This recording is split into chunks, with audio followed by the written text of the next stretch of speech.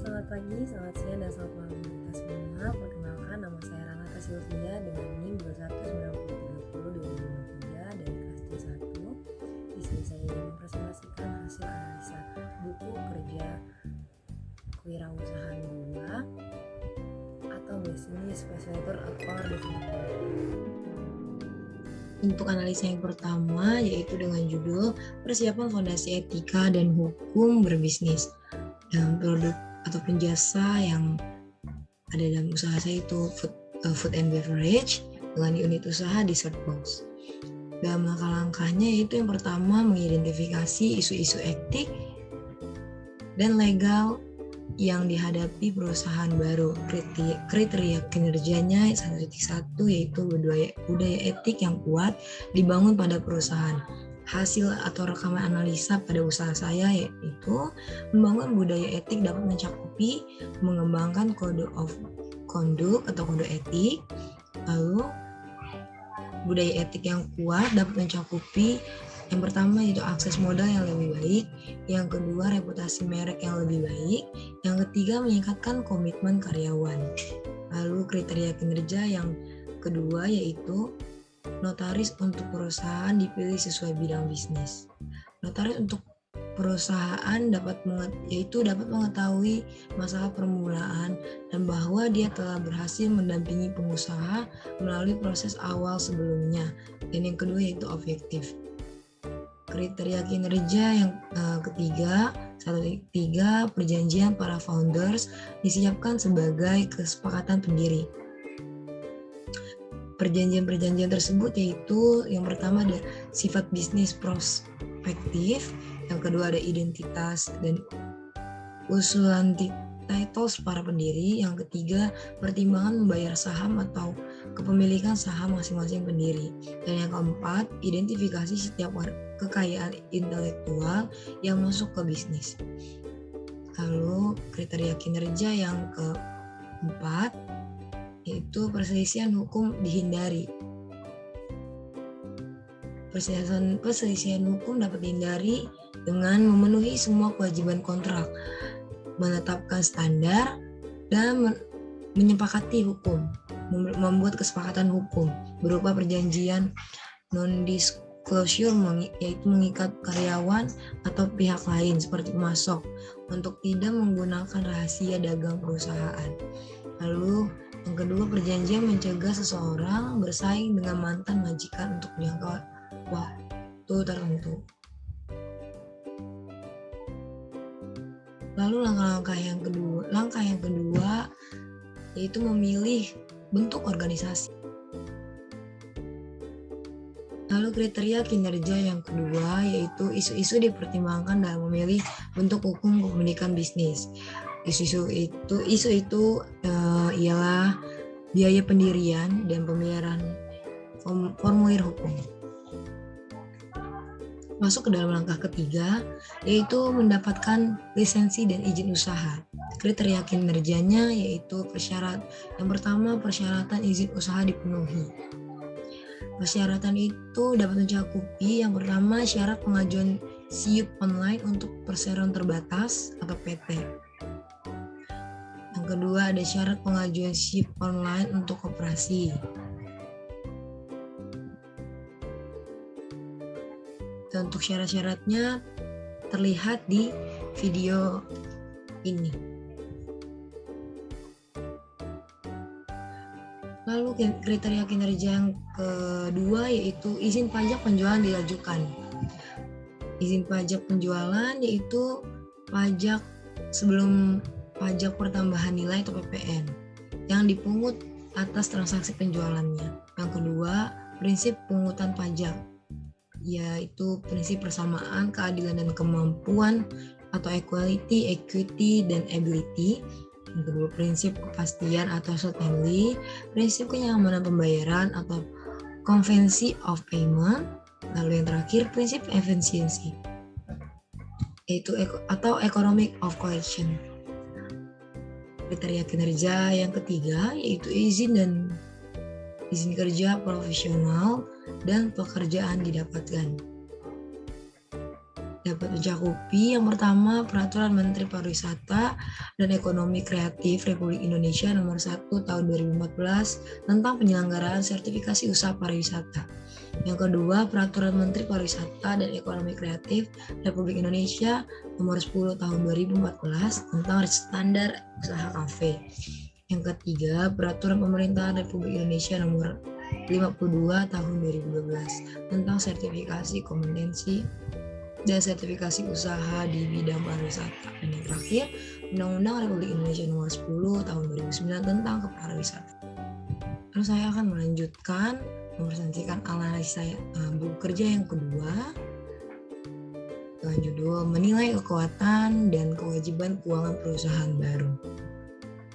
Pada tanggal 12 Oktober 2021, unit usaha yaitu Dessert Box, produk atau jasanya berupa food and beverage. Elemen yang pertama yaitu identifikasi pengelolaan keuangan. Kriteria untuk kerjanya ya 1.1 tujuan keuangan perusahaan diidentifikasi yaitu profitabilitas dengan statusnya baik. Yang kedua, ada proses pengelolaan keuangan diidentifikasi yaitu preparasi laporan berupa laporan pendapatannya dengan status baik, lalu preparasi perakhiran keuangan, pendapatan dengan status baik, pengeluaran sedang, belanja modal dengan status baik. Lalu yang ketiga, laporan historis keuangan diidentifikasi berupa laporan keuangan dengan status baik. Yang keempat, perakiraan keuangan diidentifikasi. Laporan keuangan historis perusahaan diikuti oleh persiapan perakiraan dengan status baik. Dan yang kedua, perkiraan penjualan untuk perusahaan yang ada didasarkan pada satu catatan penjualan terdahulu. Yang kedua, kapasitas produksi dan pemerintahan produk saat ini. Dan ketiga, faktor apapun yang akan mempengaruhi kapasitas produk dan permintaan produk masa depannya mendapatkan status baik. Lalu elemen yang kedua yaitu identifikasi pro forma laporan keuangan. Yang pertama, laporan pro forma diidentifikasi berupa pro forma laba rugi dan pro forma pendapatan. Keduanya mendapatkan status baik. Lalu yang kedua, rasio analisis diidentifikasi yaitu likuiditasnya, efisiensi operasi, dan profitabilitas. Ketiganya mendapatkan status baik. Rekomendasinya yaitu direkomendasikan perusahaan dapat memperbaiki beberapa hal yang masih kurang baik agar dapat berguna sebagai bahan pertimbangan peningkatan kinerja kerja keuangan perusahaan di masa mendatang dan terus mengembangkan hal yang sudah berjalan baik agar terus memperkuat keuangan perusahaan.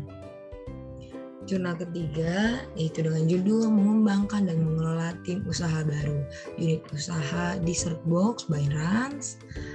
Produk atau jasanya berupa food and beverage. Langkah yang pertama adalah rencana staffing. Kriteria kinerjanya yaitu yang pertama ada kategori okupasi, diidentifikasi sesuai dengan persyaratan bisnis bagaimana diuraikan dalam rencana bisnis. Yang kedua, tanggung jawab okupasi diidentifikasi. Yang ketiga, tugas okupasi diidentifikasi. Yang keempat, persyaratan okupasi. Yang kelima, kebutuhan pelatihan okupasi. Yang keenam, jumlah tenaga kerja. Yang ketujuh, perkiraan mulai bekerja. Yang kedelapan, FTE atau full time equivalent. Dan yang kesembilan, perkiraan durasi kontrak. Hasil analisanya seperti berikut.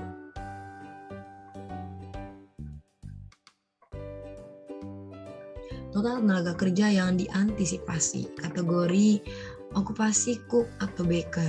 Tanggung jawabnya yaitu bertanggung jawab atas setiap makanan yang dibuat sesuai dengan instruksi atasan. Tugasnya yang pertama membuat kreasi berbagai dessert box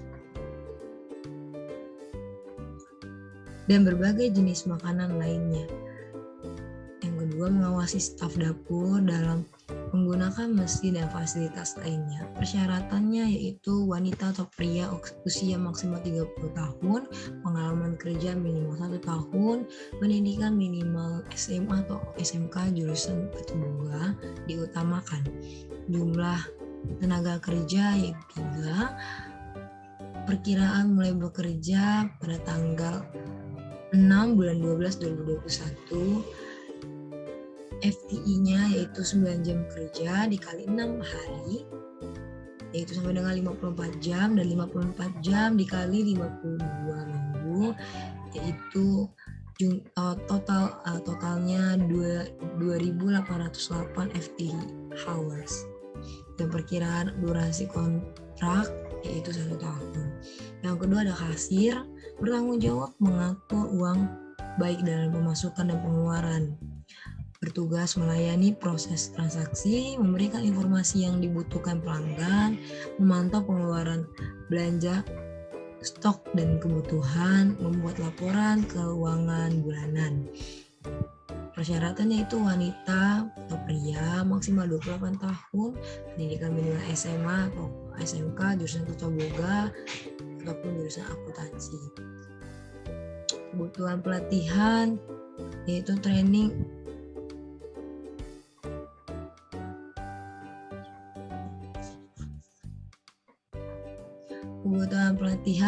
training achieving kasir excellency. Tenaga kerjanya yaitu 2. Perkiraan mulai bekerja tanggal 6 bulan 12 2021. Total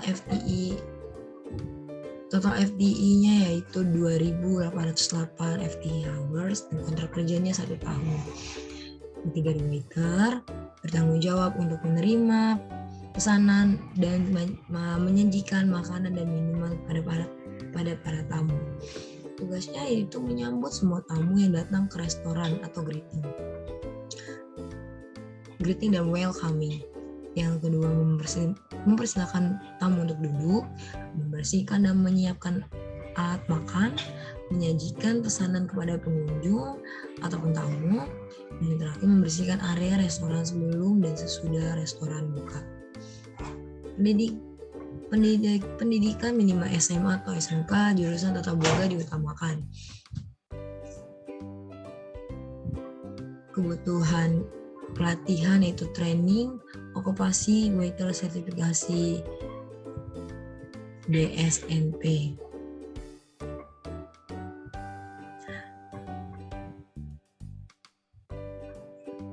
Dan persyaratan, tidak lupa persyaratannya yaitu untuk waiter bisa wanita maupun pria yang berusia maksimal 23 tahun. Total jumlah kinerja yaitu 3, mulai bekerja tanggal 6 bulan 12 2021. Jumlah FTI-nya yaitu 2.808 FTI hours dan kontraknya 1 tahun.